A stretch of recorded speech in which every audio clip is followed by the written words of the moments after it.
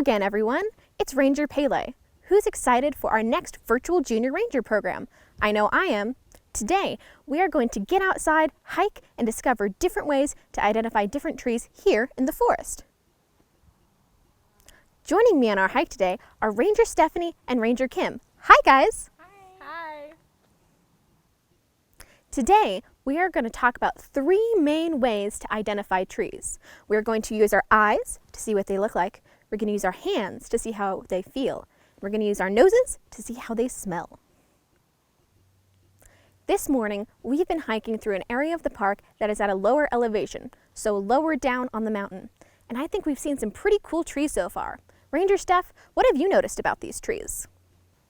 From afar, all these trees might look like pine trees. As we move closer and investigate these needles, we discover a clue that helps us determine the tree species.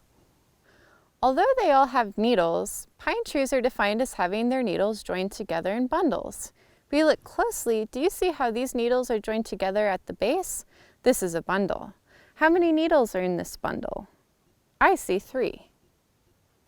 Let's look at another tree. This tree does not have its needles growing in bundles. Instead, the needles are growing individually off the branch. This is a characteristic of a fir tree. So these trees must be different then. Ranger Kim, what do you notice about them? Well, I'm going to feel the needles to see what I can discover. When I feel needles from the pine tree, I notice that they're long and thin, and they're round, so I can roll them in my fingers like this. The needle from this fir tree is shorter and very flat, so it won't roll in my fingers.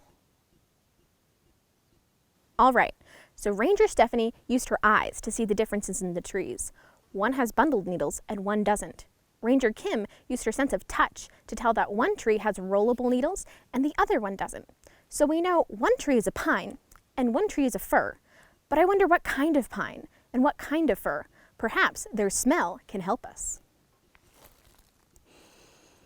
Wow, this tree smells amazing. It's kind of a sweet smell, like butterscotch or vanilla. I wonder what the other tree smells like. I'm not getting much smell from this bark. Maybe I should try sniffing the needles. Amazing! It smells just like grapefruit. So refreshing. I think that after gathering these observations about these trees, we can tell what they are. So, Ranger Stephanie, will you do the honors? What kinds of trees are they? This is a ponderosa pine, and this is a white fir. Thank you, Ranger Steph. Now, I don't know about you guys, but I think we should go to a different area of the park at a higher elevation and see if we can use these tools, sight, touch, and smell, to identify more trees. That sounds like a great idea. All right, now let's go hike and see if we can discover the identity of some other trees here in the park.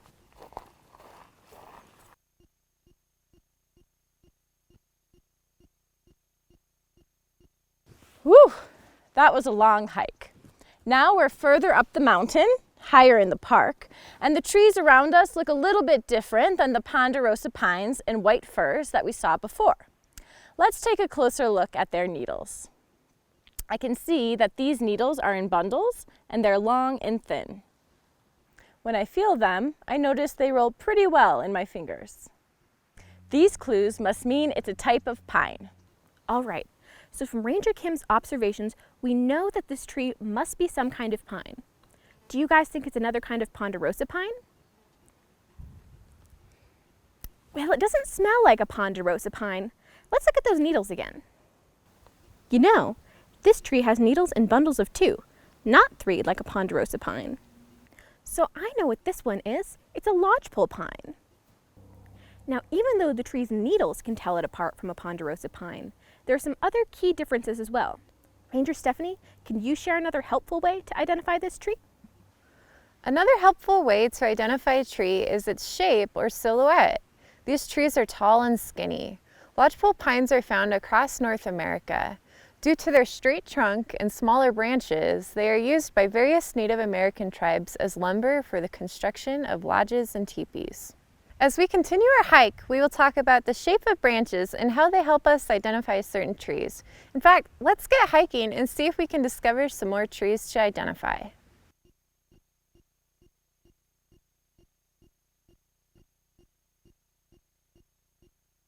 We have hiked to an even higher elevation within the park. We are almost at the top of the mountain. This looks like another type of tree. Let us take a closer look and see what the needles feel like. The needles are short and stubby, and they aren't in bundles, so they're not from a pine. Maybe this is another fir tree. Yeah, it must be a fir. I wonder if it smells like a white fir. It smells kind of similar. It's a very refreshing scent, but not exactly like grapefruit. So then, it is a fir, but not a white fir. You know, when I'm having a hard time identifying a tree, I think it's helpful to get a different perspective. Look at that. Do you guys see how all the branches here look so symmetrical, almost like a snowflake pattern? I know what tree this is now. It must be a Shasta red fir. They are one of the most beautifully symmetrical trees. Let's hike to the top of the mountain to see what else we can discover. Higher up on the mountain, I've discovered these trees that all have their own interesting shape. Do you see that they all droop on top? I have noticed these cool looking trees. I always say, if it droops on top, it's mountain hemlock. These mountain hemlocks have flexible branches that allow them to shed snow during the winter. We made it to the rim and our final tree, the whitebark pine. This tree is special because it can survive the harshest weather on the mountain. If you love trees as much as I do, you should tune in to our next Junior Ranger video. We'll learn all about the whitebark pine, a very special tree here at Crater Lake National Park. Wow, that sounds very exciting, Ranger Kim. I'm also so excited about what we accomplished here today. We have identified so many kinds of trees, and we have learned some great methods that helped us identify them. Thank you, Ranger Kim and Ranger Stephanie, for helping us today. Now it's your turn to get outside, hike, and discover. So go, get your adult, and see if you can identify some of the trees that grow where you live. Perhaps you won't be able to identify exactly what kind of tree it is, but you can still use the skills you learned in this video using your eyes, your hands, and your nose to make the most educated guess about what kind of tree it is that you're looking at. Once you're done, don't forget to download and print your virtual Junior Ranger patch from our website. So what are you waiting for? Get your adult, get outside, and whether you're on a local nature trail, out in your suburban neighborhood, or on your city sidewalk, get out, hike, and discover.